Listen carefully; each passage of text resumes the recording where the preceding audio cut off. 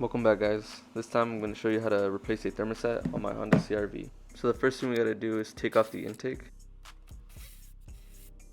Just remember, when doing any coolant work, you want to make sure the engine is cold and has not been driven at all. Otherwise you can potentially burn yourself. Next thing you want to do is drain the radiator from the petcock. You can loosen this with pliers or with your hands if you're strong like me.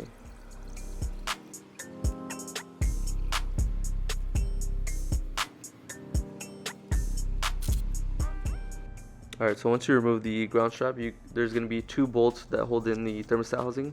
These are going to be 10mm bolts.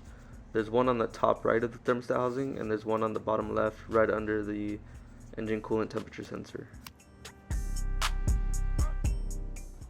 Just like that.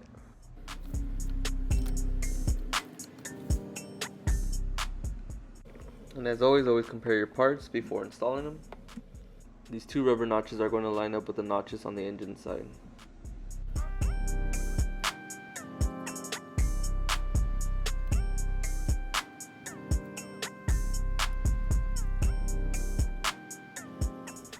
Boing.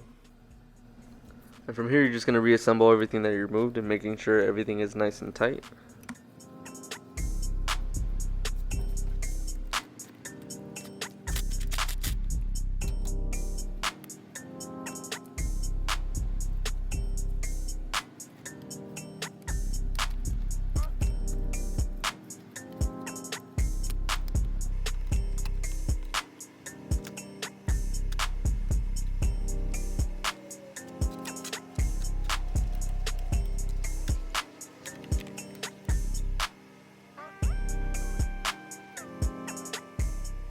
Now you just want to fill up the coolant, make sure you bleed out all the air using this funnel.